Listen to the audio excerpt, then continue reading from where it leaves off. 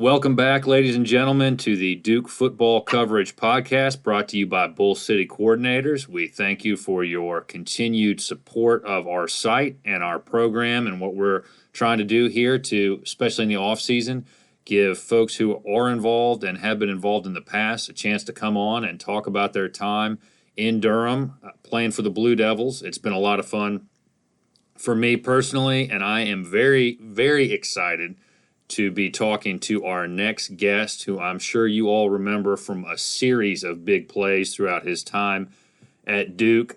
One big play, one big catch, one big moment right after another. We have one of the most memorable tight ends in Duke football history. David Reeves has joined the program. Thank you for coming on to speak with us, sir. Oh, man, no problem. I appreciate the intro. It makes me feel good. Well, let me just ask this. I'm going to go a little bit out of order with how I normally handle these interviews. Typically, I try to go chronologically, but I just want to come straight to it. How in the world did you stay in bounds against A&M in the Peach Bowl? Man, so honestly, I guess in the moment itself, I just saw the end zone, just saw the pylon.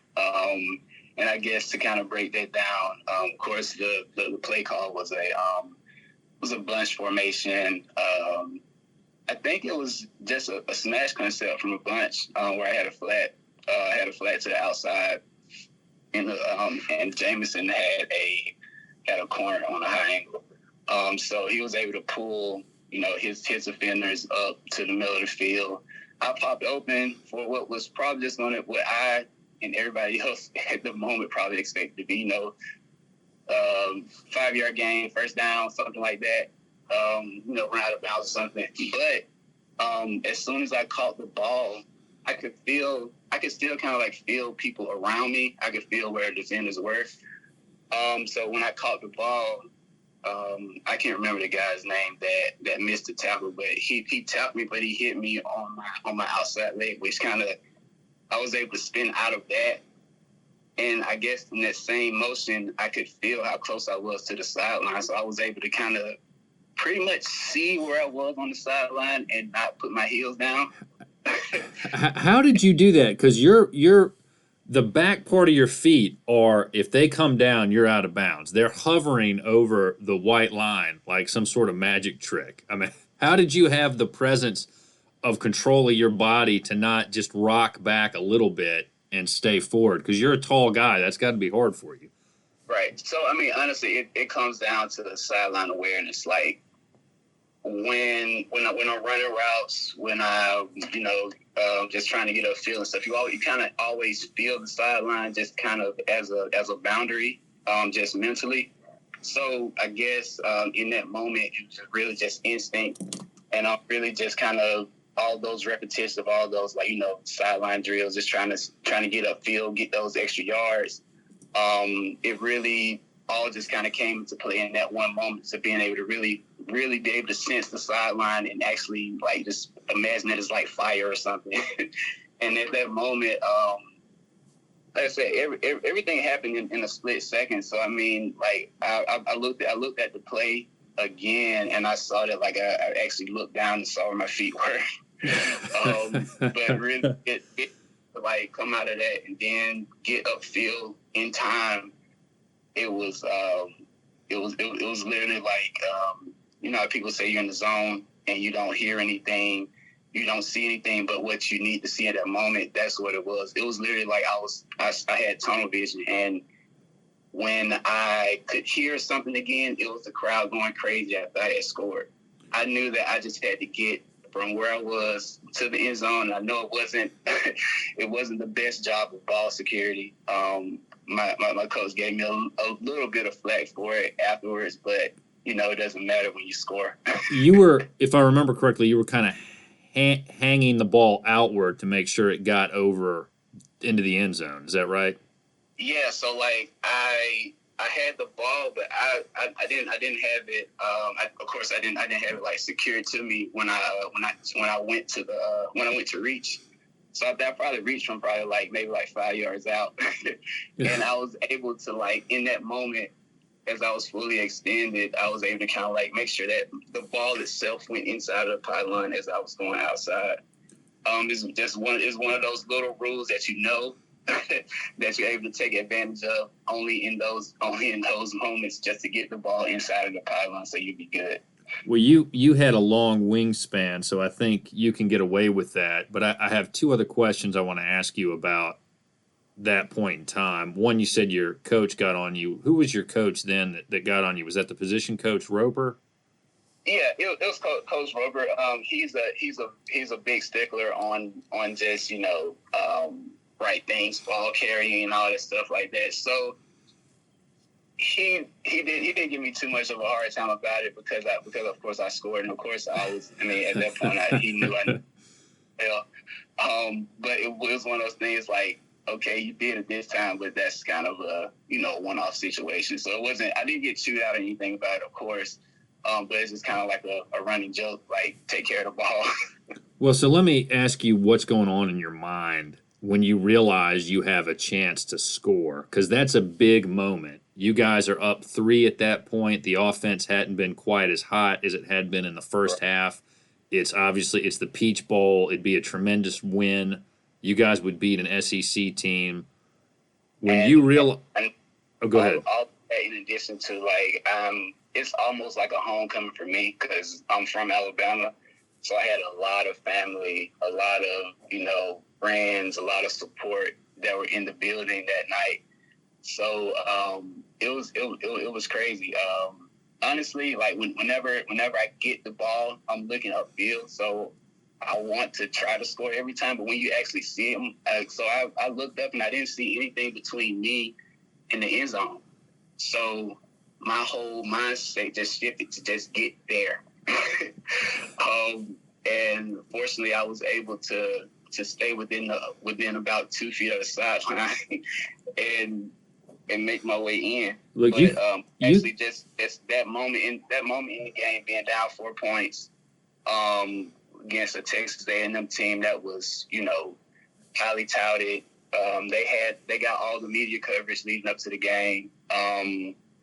It was kind of like a situation where us as a team, we already had a chip on our shoulder just because, I'm sure you know this too, like even like good season, bad season, regardless, Duke football always gets short enough a stick when it comes to any kind of accolades, I feel like.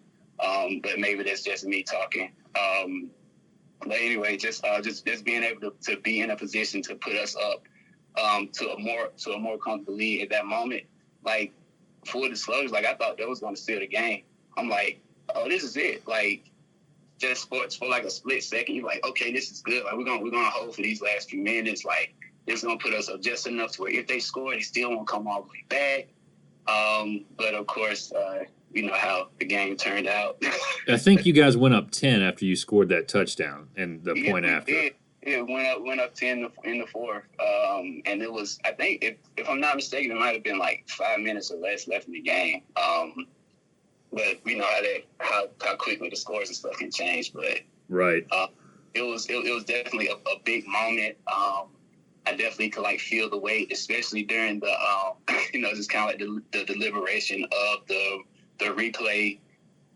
Watching it again on the on the big screen, just like confirming for everyone else and myself that I actually stayed in bounds. That was pretty tense, but it was also very, very exciting. It's one of those moments that I definitely won't forget, and I know I watched that play probably a million times afterwards. Well, I thought you had taken a ballet or dance or some kind of stretching class or something to be able to stay in bounds. I mean, that was amazing. It was a great play, and it was one of many great plays though that you had at Duke. I mean, you had a touchdown in the Belk Bowl, I think, from Knack. You recovered a big fumble against Indiana in the Pinstripe Bowl. I think Shaq Powell may have been the one who knocked it out. You come up with a ball. You had a game winner that same season in 2015 against UVA on a pass from Cirque. How is it that you always ended up being right around the ball in those big moments? I mean, those are the design plays within the game plan, and fortunately, I've made myself to where I was dependable to make those plays happen. So it was really just a combination of scheme and me being able to, really just be a solid player and know my responsibilities and my role. Because and honestly, it was kind of like I feel like it's probably a better way to say it, but especially with as much because we did a lot of running and I had to block a lot. So I'm like, okay, look, I will block my tail off this entire drive. I just need a shot. Just give me a shot. So it was definitely it was good. It was a good way to at least for me keep me motivated to even though I wasn't getting a ton of targets, just knowing that they were quality targets and just kind of to keep the morale up a little bit. Well, and you had one big play stolen from you, from what I understand, after the fumble that you recovered against Indiana. Rumor is Braxton Deaver came in and took your TD from you. Is that true? He stole the touchdown? I give him a little flack about that every now and then. It's all in good. It's all in good fun though. Because my shoe came off during the play, so of course I had to leave for at least a play after that one. And in which he, give me a second. I'm sorry about that. Someone just called in. That's okay. But, so in that moment, I was like, oh my, because I kind of knew that with the just with the momentum and everything, okay, we're probably gonna call something that's probably gonna be beneficial to me at this point. but it was all good though. Of course, me and Dave have always had a great relationship. He came in a year before me. He's a year older, but he ended up staying another year because of injuries. But our relationship has always been good. It's been one of making sure that we held each other accountable. We were both leaders in the room, and that in turn made both of us be better players. I know that it's always kind of weird when you're in a room where we both basically shared time starting, so it wasn't a situation where we felt like one guy was kind of out to get the other or anything like that. It just kind of came down to game plan, who was starting this week or whatever, and I really appreciated that element of our room just in general. We've always been supportive of each other. There wasn't really a lot of ego involved when it came to reps or anything like that, which made it a lot more conducive to actually just football and learning and being the best you can. So Braxton is my boy. Well, it was nice as a fan to see him get that touchdown because that was his 6th year. He'd been through so many injuries. He wasn't utilized a whole lot that last season, and it was nice to see him kind of get a big play there, especially after you had gotten one too. But, you guys had some good tight ends at Duke, and during your time there, while I was doing my research to get ready for this, I noticed that Isaac Blakeney actually was a tight end initially when he came to Duke. Is that accurate? And if so, what prompted the wise change to make him a wide receiver? So Isaac actually played a ton of positions. Isaac was he was really just a big athlete. Honestly, he took some snaps at safety. He took snaps on the D line early, even before I got there. Just from me talking to him and stuff. He could probably start at most positions on the field as far as skills concerned. Anywhere you need a big target or a big body, he was fast.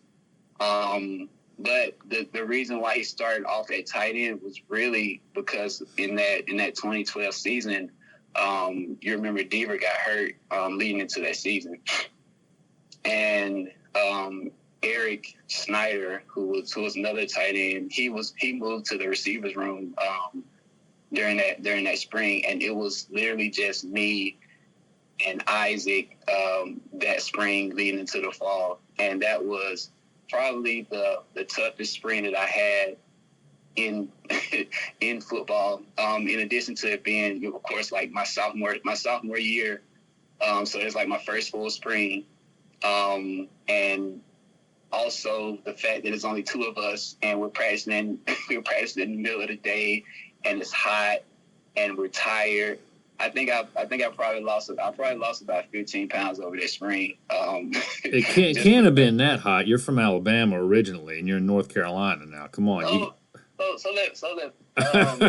is the thing though. I'm from Alabama, and it gets very hot in Alabama, and I know that, I'm aware of that, but I've never actually enjoyed the heat. Nobody does. Nobody does. I've always just tolerated it. So when you add that in addition to the fact that like you know what practice is going to be like, and you know how much rest you aren't going to get, it really kind of sets you and puts you in a different mindset. But yeah, so Isaac was more or less a convert to tight end, and then he settled into wide out that following season. Actually, he did some double time in the 20. So yeah, he did some double time in the 2012 season where he would line up at receiver as well. So they kind of eventually moved him all the way over to the wide out spot. Well, you guys had a decent receiving core in 2012, as it was with Jamison Crowder, Connor Vernon, and Desmond Scott. So, I mean, if he was going to get on the field, probably wasn't going to be as wide out. Tight end might have been a good spot for him that season. Right. But, yeah, we definitely had a solid core. Tell us a little bit about how you ended up at Duke. You were from Alabama originally. You were a pretty highly ranked tight end. What made you decide to come to Duke, and who was the lead on recruiting you? So the lead. So I had two reasons for coming to Duke. One was, of course, Coach Cut, and two was the coach that recruited me. It was Ron Middleton. He just took a job at New York Jets as a tight ends coach. He was in Jacksonville. Up from. He left Duke He left Duke spring 2012. I think he had been in Jacksonville up until this point. Now he's in New York. But yeah, so he was a big factor in my deciding to come to Duke. He's an Alabama guy as well. Definitely, he was one of those. He had a style of recruiting that was. It just made me feel comfortable. I didn't feel like I was pressured in any type of way to come anywhere. And Coach Cut was great as well. Coach Cut was actually the only head coach that came to visit me. And that, of course, like spoke large as well. So yeah. So as far as recruiting is concerned, my first offer was actually from Mississippi State. So of course, me being from Alabama in SEC world, I'm like, okay, I'm definitely playing ball in the SEC. It's just a matter of where. So, and my offers didn't start coming on until late. So I didn't get any offers until the summer leading up to my senior year of high school. So everything came on in like just kind of like a faucet, pretty much. So my first offer was from Mississippi State, and that was kind of my leader going into my football season. And then later I'm getting letters from Duke. Like, I mean, okay, like Duke is cool. I mean, I know they have a basketball team. I don't really know what they do in football, but I mean, whatever. I mean, I'll take a look. And then so I started getting more calls and stuff, and started talking to Coach Mid a lot more. And then I finally got up for a visit. And that's really what sealed it for me when I came up for the visit, because I had gone places before, and I felt like people were kind of putting on or trying to be something they weren't a little bit, or trying to act like they were, I don't know, just trying to be cool or something like that. But when I came to Duke, everyone just felt so comfortable with each other. It felt like an extension of home. It didn't feel like I was 600 miles away from my backyard. It felt like I was literally just home. And I think that part of the friendship brotherhood, Duke gang, whatever you want to call it, is really like a huge part of why I came and why I decided to take that jump. That, and also too, I think one of my last, when Coach Cut came to visit me, he basically pulled up he pulled up stats on like tight ends from the schools that I was kind of torn between. He was like, so you want to go here? Well, this guy only got this. So like he's literally so my mom's librarian at my high school. And so he was able to make the school visit and the home visit at the same time. So I basically got pulled out of class to talk to him. And so we were talking, and he went to the computer and pulled up some stats on a few of the players and stuff. And he was like, hey, look, okay, for one, you can come here. We'll have like a little bit. I'm sure we'll have a better way to use you here. And also too, I'm sorry, I'm a little choked up right now. But and also too, just being able to really just relate to the area I'm from, because of course, because the Alabama guy as well. He lets us know that a lot. And really being able to be a part of something historic. I think that stuck with me a lot. He was like, you can go to one of these schools and be another number, be another cog in the wheel, or you can come here and be a part of something special. Come here and make history. Come here and, really, really make a change for the better in the program. And that stuck with me, and that's something that I definitely wanted to do. And I think my time there, we were able to do it as well. Well, I would certainly, as somebody who has watched the program with remembering it since the end of the 80s onward, I certainly can say, yes, you guys did come in and make history and achieve the goals that you wanted to achieve. You guys went to 4 straight bowl games to close it out, but you came in 2011 and were there until you graduated in 2016. Is that right? So, yeah, I redshirted in 2011. So my actual playing years were 2012 through 2015.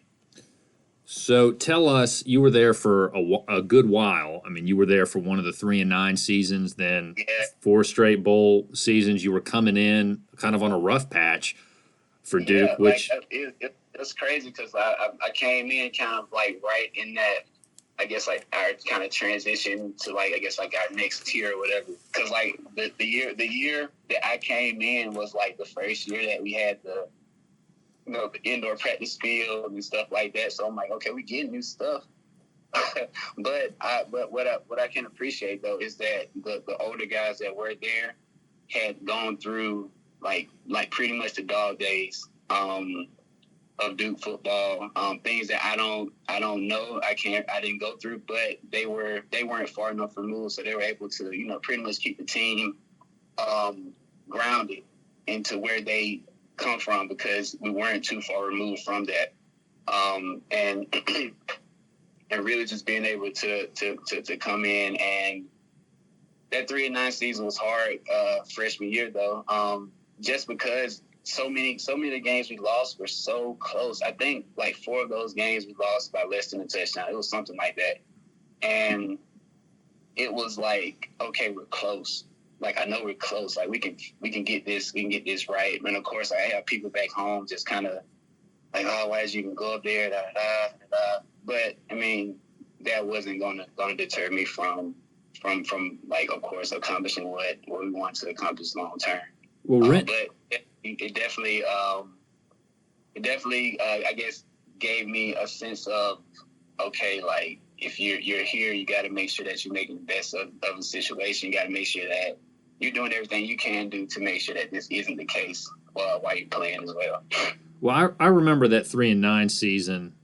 There's a lot of holes in my memory, but I seem to remember that Renfrey was hurt, Boone was young, and while there were close games that were lost, there was kind of a sense of optimism that coming into 2012, Cutcliffe was very, very bullish on how you guys were going to do. And, of course, it played out very well. And even though you guys closed the season on an 0-5 streak. It was still a great season, and there were, even in those last two wins, they were close, and you guys hit a really rough buzzsaw right after you beat Carolina of Florida State, Clemson, and Georgia Tech all in like 3 weeks. I mean, that was a rough schedule for you. That was definitely that was definitely a buzzsaw. But really being able to, of course, man, that, as you said, that Carolina win was like our equivalent to a bowl win that year. Honestly, just because it validated a lot of the hard work that we had been doing up to that point. And also just being able to finally have something, in the postseason to go to. I spent like a month at home the year before during winter break. I had people asking me, was I still in school? I was at home so long. Just because we didn't have anything to do in the postseason. We didn't have any bowl games or anything like that. So the winter break was very, very long. So I mean, that season, this is the Belt Bowl season, 2012.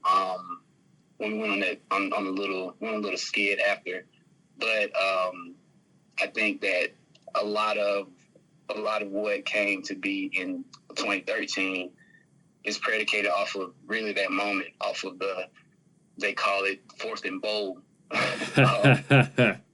Yeah, that moment was huge for us.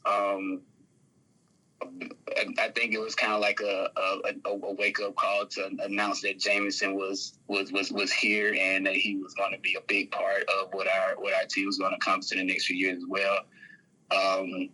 Still one of my best friends. I'm happy that he's doing so well in the league as well. But yeah, just really being able to get some validation for all the hard work we've been putting in up to that point. Was good, but I do think that when we got that, it might have been like I don't know. We got to the Belt Bowl, and I think that we were so excited to be in a bowl that like we still should have won. I'm not even gonna I'm not gonna say that, but I feel like we definitely should have won. But I feel like as a whole, as a fan base, I think that people were just happy to see us in a bowl game. But as a team, we wanted to win it. Just getting there wasn't good enough. And of course, that kind of just like set off the next 2 seasons after that of a couple of heartbreaks to finally eventually get into one we actually won. Well, to speak to your point about fans being excited to see you in a bowl game, I was in 2012. I was there. My wife was kind enough to let me go on our anniversary to go watch you guys in Charlotte. It certainly was the opposite of your spring experience in Durham, where you were saying it was hot, because it was every bit as cold as it probably was hot in the summer for football. I just remember freezing up in the stands, and it was a heartbreaking loss, but it was a great moment. It was so cold, and they wouldn't let us wear long sleeve compression shirts because of ball security. So if you probably see in the highlights or anything, like everybody on offense, if the running backs didn't have like the little grip sleeve, everybody on offense either was sleeveless or had to cut their long sleeve compression shirt, and so it was a little frigid. That was probably the coldest I had played in ever. But overall, man, it was. Well, actually, no. That probably comes. The ACC championship game was pretty cold too. but the Belt Bowl, I think, was just exceptional. It was pretty cold in Charlotte that night.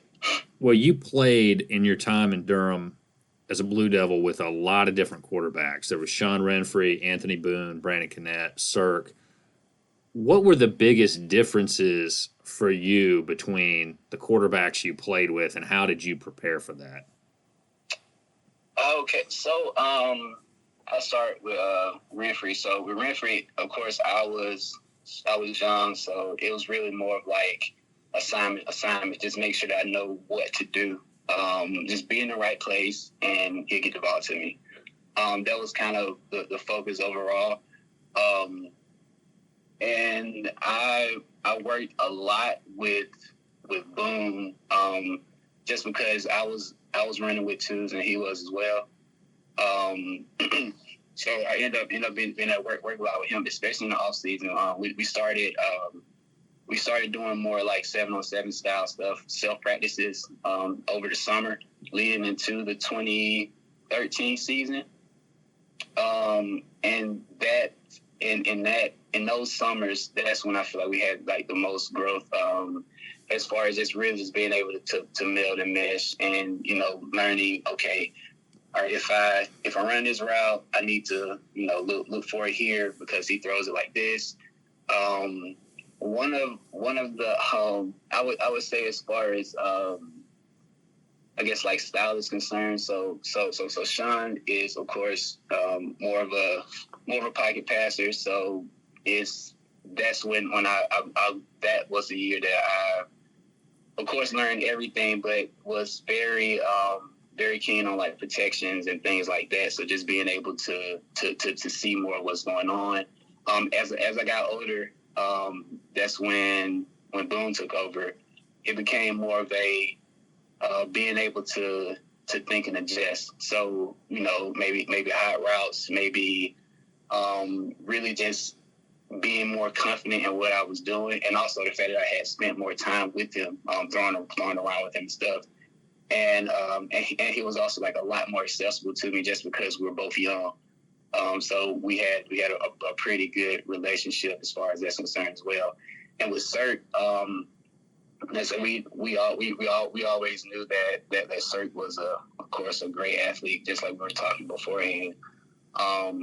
But I think that he just, I feel like sometimes he thought a lot. Sometimes, especially early on, I think he played a little bit tight.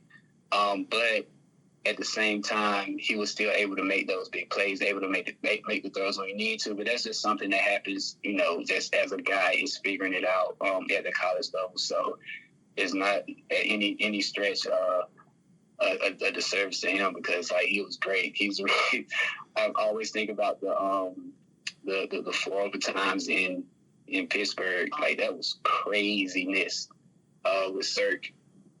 And Brandon Cannett, that was my guy too, because he basically ran tight end as well. He was a utility knife, basically. He was like the Swiss Army knife of Duke football. So he'd be running tight end stuff.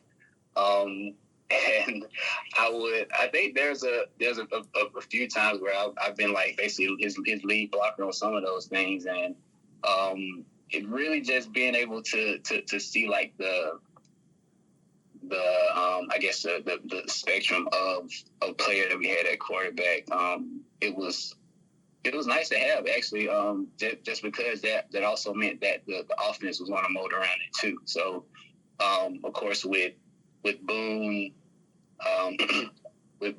Connect, and Cert, like, you always have the threat of running. So we have like a lot of like play action stuff that worked off of their run motion. We had a lot of good times, man, just between all of them. And I think that as far as I'm concerned, I think that like as I like, I guess, progressed through the program, the quarterback play was always consistent. It was always perfect for what I needed as far as the player is concerned, and also like the nuances that you only get with experience. Just being able to kind of pick up on those things as just as you play, and also knowing that like we have a system in place, and so as long as you know what you need to do, the quarterback doesn't matter. At the end of the day, you just have to make sure that you're doing what you're supposed to do, because I mean, if the quarterback's having an off game, you might have to block a little more this game. This is kind of what we had to do as tight ends. Being able to do both of those things, and I always kind of pride myself on being able to do both, and not having to be kind of pigeonholed into one element as far as my position was concerned either.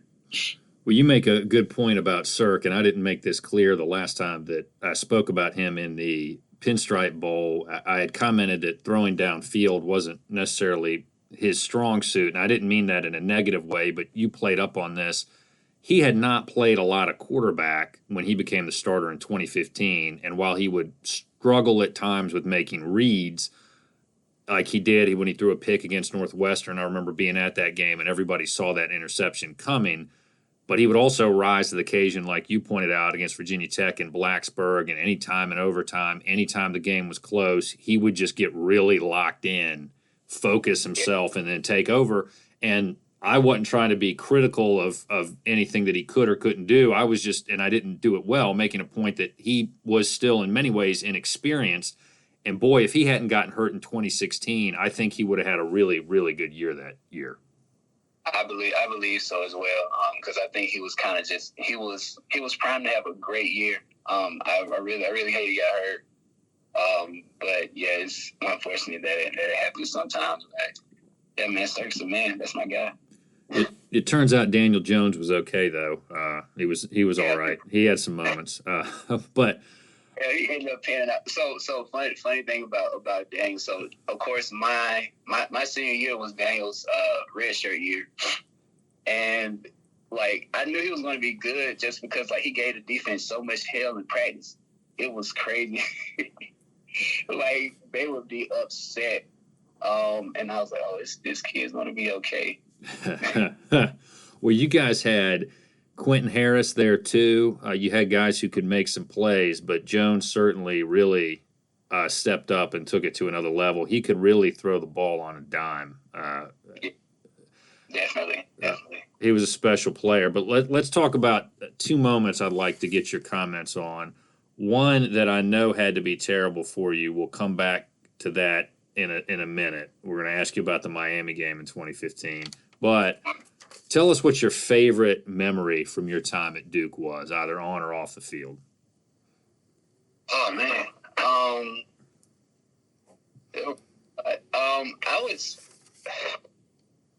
I would say my favorite memory was playing in Troy. That's literally like a couple hours from where I grew up. Had family in the area. My grandparents were supposed to come, but they weren't able to come. That would have been cool. That would have been the first time they would have been able to actually watch me play in college.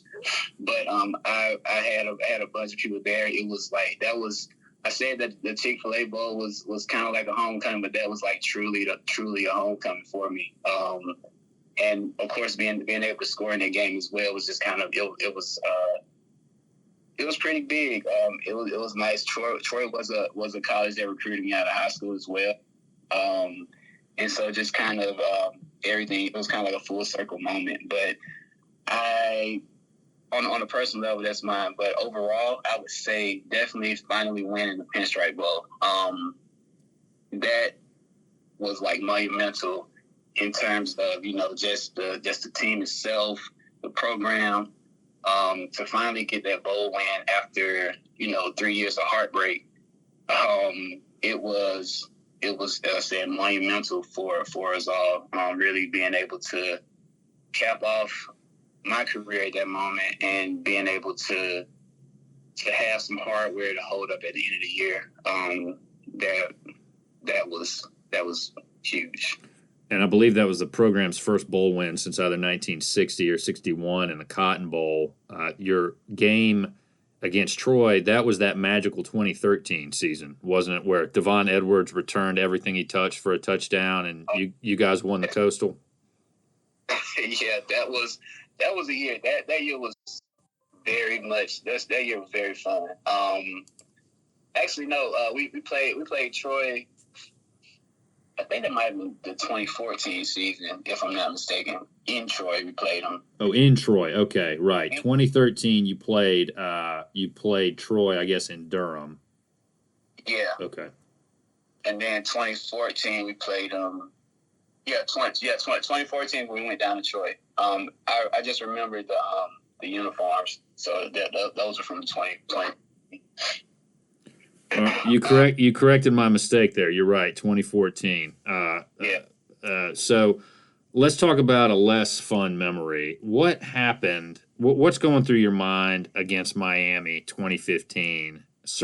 Speaking of Cirque being Cirque, he leads you guys downfield, scores a touchdown with 6 seconds left, gets the lead, and then we all know what happens next. Where were you for the kickoff? What were you doing, and how did you react?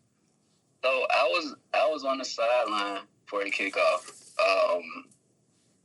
Because at this point it was like senior year, so I'm like, I mean, I still play special teams, but it's kind of like only if it's like necessary is when I'm playing like attack. But I still play all the returns.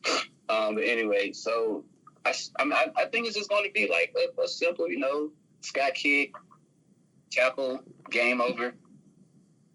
And so I'm seeing what's going on. I'm like, okay, so all right, he let the ball back. All right, so cool. Somebody's gonna get him. But like I'm looking and like the play isn't over. And of course, like whatever's going on is like on their sideline. So I'm like, okay, somebody's gonna tackle the guy, right? Someone's gonna tackle the guy, right? So I'm like, there's no way that all these passes are legal. All these like laterals are legal. So I'm like, okay, something has to give. And so the guy like breaks out and scores, and I'm like, I know they missed something. Like something has to be wrong. Like there's no way this didn't just happen. Like I am livid on the sideline. I'm like, I should have been out there. Like I'm mad. Like I don't know what's going on. And and then after they do the review, of course, like everyone sees the screenshot. The guy has his knee on the ground and his hand is still on the ball. And I'm like, okay, that's down. I mean, that's an easy call, right?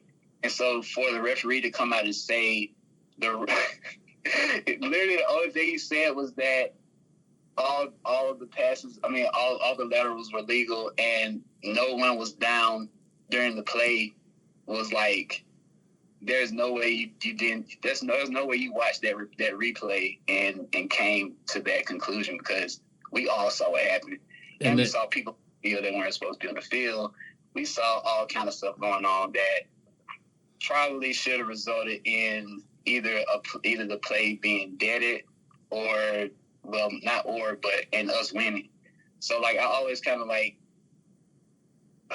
Every time I think about that game, I just get upset over again, just because of everything that happened, even after the fact. Just kind of like knowing that, okay, for one, it messed up our ranking in the Coastal, of course, and then two, just kind of like behind it after that, like they got nominated for an ESPY, but on the play, I'm like, that was a sham. Like the like the referees got suspended or something. I don't even remember what happened, but like it was all types of craziness that kind of resulted from that. And in addition to that, we kind of went on the skid afterwards too, like which wasn't nice either. Like I think like Carolina tore us up the next week. Yeah, that was an ugly game. Yeah, so like I think we kind of got demoralized, honestly. Like after that loss, I really think it took a lot out of us, because we started so well. Like to come off of the 4 overtimes in Blacksburg, and what should have been a win with Miami at home, and then like that was a short week as well. No, it was the year before. It was a short week, but anyway. Then to have that happen and to kind of have to deal with all of that afterwards, it was just like, I think our spirits got a little shaken at that point in the season. But thankfully we were able to kind of get it back together. By the time we played UV, we lost to UVA too. Yeah, but that one was closer. Then you finally guys bounced back and beat Wake, but to close the season. But I think you guys came into the Miami game 6-1. You would have been 7-1. Then I think either we had a ranking or we definitely would have gotten a rank if we had to beat Miami. And so like we had a lot of momentum going into the game, and it just got like our hearts just got ripped out of us, and it took us a few weeks to get back right. But thankfully we won it when we needed it to. Of course, we beat Wake Forest, which put us up to I think, was it 7? Yeah, it was seven games regular season. So we put us 7 games. We were able to beat Indiana, thank God, in New York, which was a dope experience to have. So we were able to bring it around, even though I guess you would say the second half of the regular season wasn't the best. Overall, that season still was capped off as one of the best because we were able to actually finish the deal in the end. Now, did the aftermath of the game in which the ACC came out and said, "We goofed, our bad, the call should have been overturned," did that help, hurt, make any difference at all in the mental approach and preparation going into the next game against Carolina and then the following weeks after that?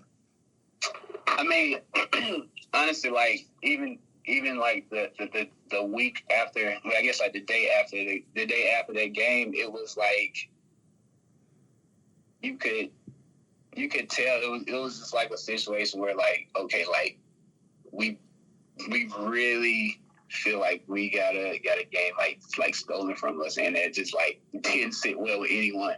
So like I don't know how much they actually helped for the. I mean, it's nice. I mean, thanks, but like in that moment, especially when you have a time to review, you have a time to make the call right. Your job is to make the right call at the right time. Like you can't like switch a L for a W in the records now. I mean, you might put an asterisk by it or something, but I mean that probably won't happen. So it was like okay, you just told us what we knew, but I mean thanks for nothing at this point. So it wasn't. I think it helped in knowing that at least someone realized that something was wrong. But at the end of the day, like what had happened at that point too. So it wasn't. Like there wasn't, and no one wanted to get the game like forfeited or anything like that to like flip it to a win or nothing like that. But it was just like a very unique situation that I hate we were on the wrong side of, really. And I think the fact that it was such a crazy play and it was talked about so much as well didn't help either. So like, right. I really don't know how much the ACC ruling actually helped our morale. I mean, they came out later and said we were like, okay, thanks, but I mean, right. No, and I think the way the refs handled the review didn't help because he came out multiple times. Every time he came out, he made one announcement and then would say, "Oh, but it's still under review. It's still under review." And then he comes out and says, "Okay, basically the game's over. The guy who ran on the field at the end is a dead ball penalty and doesn't take away the touchdown. So we're leaving." I mean, it was it's like they got tired of officiating, which like come on now, you get paid to do this, so just make it right when you do it first. Right. Oh, I know. But let's talk about something a little more cheerful. Did you try out with the Browns? Yeah. So I was signed to the Steelers as a free agent, but I ended up signing with the Browns closer to training camp. So yeah, I was there 2016. It was RG3 was slated to be the starting quarterback that year, but he got hurt during preseason. I was in the room with Gary Barnidge. Our coach was Greg Simo. That was a good time, man. I really enjoyed my time in Cleveland because, well, for one, the playbook was a lot similar to what we had at Duke. They ran a West Coast offense. Of course, it's not exactly the same, but there are a lot of keywords, a lot of plays are called fast, signal words and stuff like that. So like that was something I was used to. and really just having that experience of being like an NFL player was so dope, and something that like can't be replicated by anything, because it's like, okay, I go in, I practice, I have my meetings, I work out, and I'm done for the day. Like, this is great. Like, no class, nothing. This like, this is lovely. Like, I wish college was like this, but of course, college you have actual school, right? Isn't that easy of a school. So, but yeah, but having that experience was great. I mean, I wish I was still playing. I had a little bit of a resentment toward the league when I was the base that year. But of course, as time goes on, of course, we get things figured out. We know, it's a business at the end of the day, and a lot of what, sometimes what determines your career doesn't even have anything to do with you. And I just had to be okay with that. And so here we are now. Well, tell us what you've been doing since you finished with your time in football. What have you been up to since? Oh, man, I have been in the quote-unquote real world, working. So I still work out a lot. That's mainly because I like to eat. So I still keep myself active, so I don't have to pay in a bad way for liking to eat. But right now I am a compensation analyst for an IT company who has an office here in Durham. Been there for, it'll be 4 years. This fall it'll be 4 years I've been there. Pretty cool gig. I still want to get back, get involved in sports in some capacity. I actually hosted a camp back home a couple of years ago, to the youth and stuff back home. That was a very successful camp. It was my first one. It was a small one. I was going to do another one last year, but of course COVID.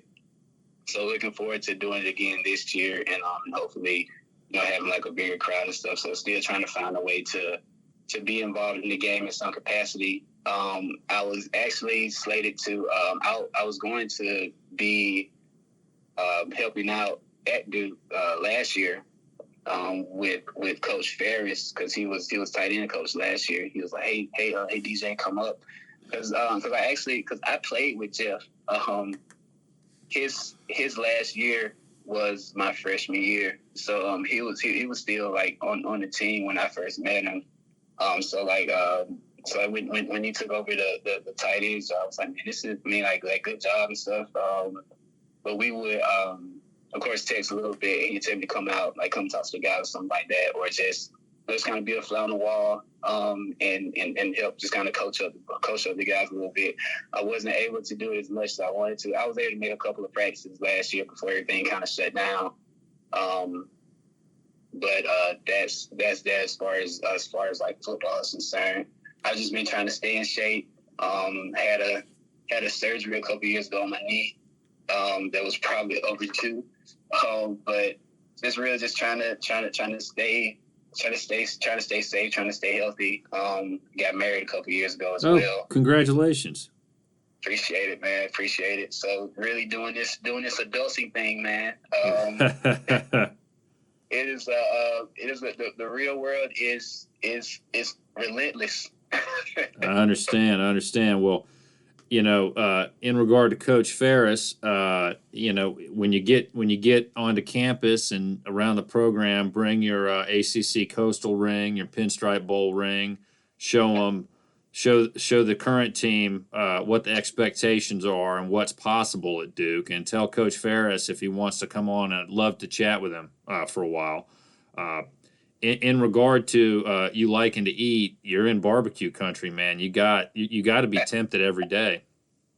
Yes, man. Yeah. So we try to just go grocery shopping and cook most of the time. But my wife likes to eat out too. So we definitely have made the tour of food spots and barbecue spots around here.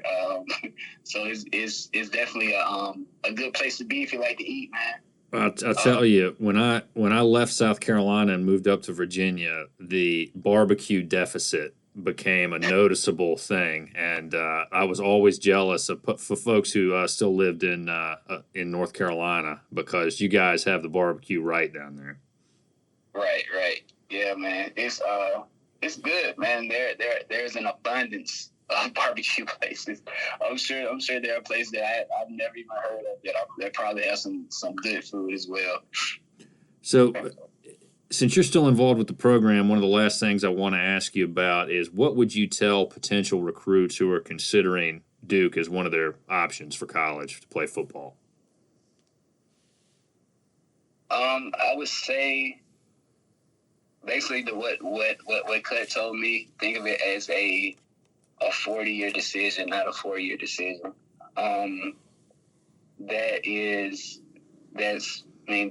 That's pretty big as well. I mean, that in addition to the fact that of course you're gonna develop as a player, but more important than that, you're gonna develop as a person, as a man as well. So if that's important to you, if growing as a man, as a person is as important to you as growing as a football player, I believe that Duke is the place for you to go. I know right now we aren't in the ideal position they want to be in, but I have all the confidence in the world in the program. I hope that we can turn it around. I'll just correct you. Look, I'm not directly involved with the program right now. It's just it was something that I would have been. So I'm still kind of like outside looking in for the most part. But I can, I'll shoot Coach Cut a text every now and then to tell him good job or something like that, or happy birthday or whatnot. But well, no, and I understood exactly what you were saying about what your involvement was. But you brought this up about where the program is now. You mentioned how you were going to some practices, kind of checking in, and then COVID hit. The more I've talked to players since I started doing this, and you see the basketball teams that are having to shut down now right as we head into March Madness because of COVID, I'm starting to kind of come to the conclusion that this 2-10 season last year was really more the result of COVID than it was anything else. I mean, maybe they don't get to 6 wins in a normal season. We don't know, but I don't think it would have been as bad as it was had it not been for COVID. And I'm just curious kind of what your thoughts are on that. Yeah, I mean, because the season is built in the off season, and when you have your off season disrupted as much as it was, I mean, granted, you always hope for the best, but there are things that you just can't control, and and not being able to get coaching, not being able to have the same facilities, year round, pretty much, it does have an effect. But I don't want to make it to be like it's like COVID is a cop out or anything like that, but it does have a significant impact on the way that the season played out. And I think just, additional, safeguards and how you have to go about doing things. Because if you've interviewed enough athletes and you kind of know how it is. Like, we like the stuff to be the way it's supposed to be. You need a routine. You need a routine. Yeah, you absolutely need a routine, and that's one of the things that I've struggled with a little bit since being outside of the program. It's like I have to make myself a routine and make sure that that I'm kind of following the schedules and stuff, because it's that structure that you don't have. When you're I guess either socially distant or just alone or whatever, away from the team and stuff. It makes a difference, and you don't get the same level of camaraderie. You don't get those. You don't get the same locker room chats or anything like that. And I feel like all of that impacts the team chemistry, and that in turn affects the results of the team. So I hope that with a year of pandemic under our belt as far as the program is concerned. I know they just had to suspend, in-person things for a test, but I hope that knowing how to go about this and knowing what to expect when it comes to the restraints and things like that, we're able to, kind of get some of those things, or at least make, as you said, a routine that's able to get the guys on the same page a lot quicker. I think more than anything, COVID just kind of like delayed a lot of the progress that would have been made. And I felt like